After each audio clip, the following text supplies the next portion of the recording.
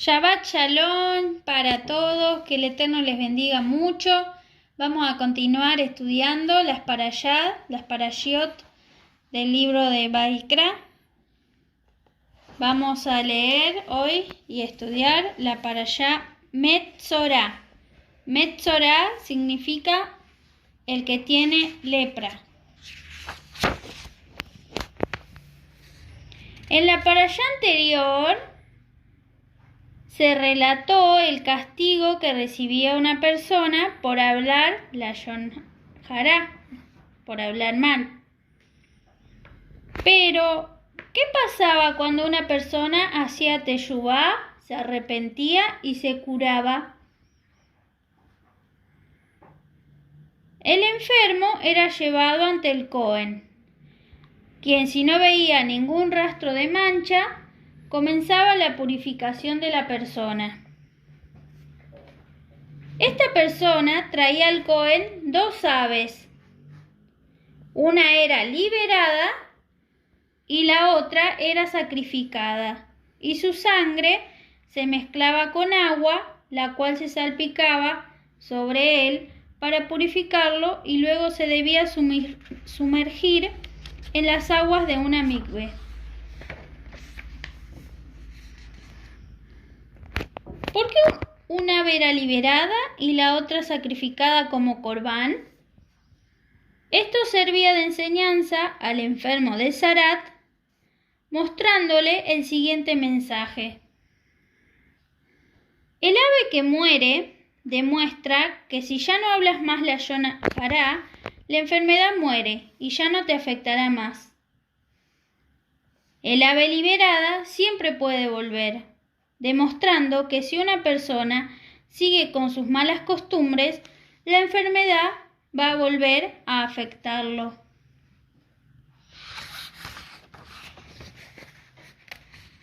¿Saben ustedes qué es una mikve? Es una especie de pileta o bañera grande llena de agua de lluvia, en la cual la persona tamé, la persona impura, se sumerge totalmente y se purifica. También puede ser un manantial o una fuente natural de agua. En estos lugares, las personas con manchas de zarat, de lepra, después de curarse, debían sumergirse para su purificación.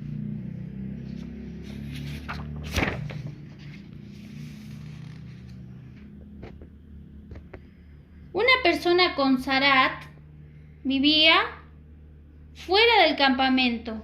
Lo sacaban afuera de donde vivían toda la gente. Y el Cohen tenía que ir a verlo cada 7 días para ver si se había limpiado o no. Hasta que el Cohen no lo declaraba limpio, no podía volver con los demás al campamento. Hay que tener en cuenta que el hablar lashon hará o también escuchar lashon hará es un pecado muy grave. Durante la época del segundo Beit HaMikdash, los hebreos se odiaban unos a otros sin razón alguna. Este odio los condujo a hablar lashon hará sobre su compañero. ¿Cuál fue el castigo por esta mala conducta? Fue la destrucción del templo y el exilio de los hebreos hasta el día de hoy.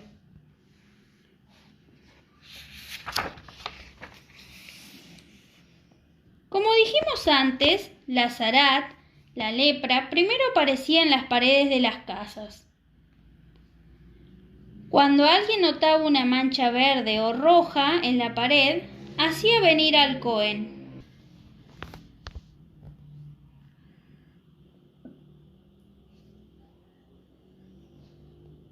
El Cohen inspeccionaba las manchas y hacía cerrar la casa por 7 días. Entonces volvía a inspeccionarla. Si las manchas habían desaparecido, la casa era declarada pura.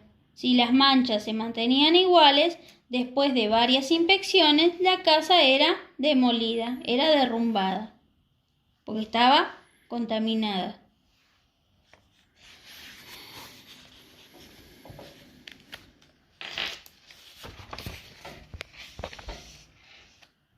por hablar la Lashon Hará salían manchas de zarat en las paredes de las casas. También afectaba a la casa como un aviso del Eterno para que la gente piense y haga teshuvá por otro tipo de malas conductas, como ser si el dueño de la casa era avariento, si tenía avaricia, si la casa fue comprada con dinero ganado de mala forma, de una manera prohibida, o si el dueño era arrogante y se vanagloriaba de su propiedad. Recordemos que los hebreos, cuando llegaron a la tierra del Eterno, tomaron las casas de los cananeos. Entonces el Eterno le dijo: recuerda que vos no construiste esa casa, yo te la di. Entonces ellos tenían que ser humildes. ¿Sí? Las leyes de zarat se aplicaban por igual a una vestimenta y a una casa. Si las ropas mostraban signos de zarat, podían ser quemadas según el caso. Si una casa aparecía súbitamente marcada con rayas verdes o rojas, era tapiada por 7 días. Si las rayas se extendían, las piedras afectadas eran removidas y reemplazadas por otras nuevas. La casa era revocada y las viejas piedras y el polvo eran arrojados en un área contaminada, especialmente establecida fuera del campamento. Si aún quedaban signos de zarat en las paredes, todo el edificio era demolido y sus materiales eran arrojados en el área contaminada fuera del campamento. Ciertas impurezas físicas hacían a un hombre o a una mujer ritualmente impuros también, y por eso tenían prohibido entrar en el santuario o tocar objetos sagrados. Ese estado de impureza finalizaba después del tiempo prescrito para las ceremonias especiales de purificación. Se tenían que purificar.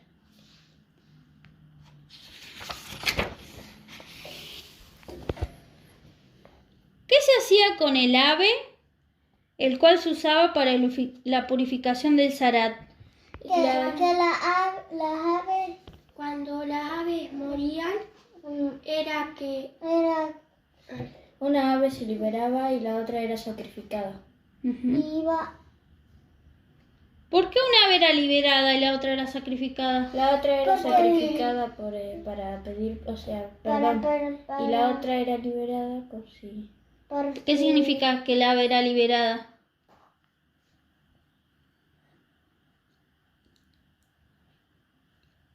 Que si la persona no se arrepentía, ¿qué podía pasar? Volvía.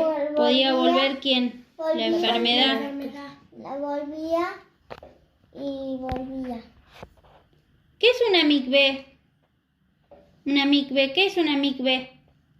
Es como una fuente de agua donde los que tenían cosas se sumergían ahí. ¿Y también puede ser un arroyo natural? Sí. Porque es agua de lluvia. Muy bien. ¿Por qué es tan grave hablar la Lashon Hara? Porque puede traer maldiciones a las casas. A las casas, a la ropa, a la persona, a las pieles. A objetos. También. ¿Y qué pasó en la época del templo? Los israelitas empezaron a cosas. ¿Estaban divididos? ¿Y qué pasó? ¿Qué se destruyó? El templo. ¿Y eso qué hizo? Que hasta hoy no se pueda volver a construir. El templo. Y que los hebreos que estén donde? Fuera de Israel, en el exilio. ¿Qué se hacía con las casas en las cuales las manchas de zarat no desaparecían? El Cohen iba, la controlaba y no se iba. Después volvía a ir y de nuevo no se iba la lepra. Iba y no se iba. ¿Qué pasaba? Se destruían, se derrumbaban y los objetos se tenían que tirar en un lugar especial de contaminación. ¿Fuera de dónde? De Israel, o sea, fuera Del del campamento. ¿Hay otras razones por las cuales salían las manchas de Sarat en la pared? Hablar mal de alguien, tener avaricia, ser Hablar mal codicioso. del Eterno, decir malas cosas. No recordar que el Eterno les había dado la tierra, las casas, los viñedos. Tomar algo que no es suyo. Así, con dinero mal habido. Y el Adín y el Adot, esta es la parashá de esta semana. Que el Eterno les bendiga mucho y van a dibujar lo que más les llamó la atención de la parashá. También recuerden que pueden volver a ver el video cuantas veces lo necesiten para aprender más sobre el tema. Todos nosotros les deseamos que tengan un bonito Shabbat. Shabbat Shalom.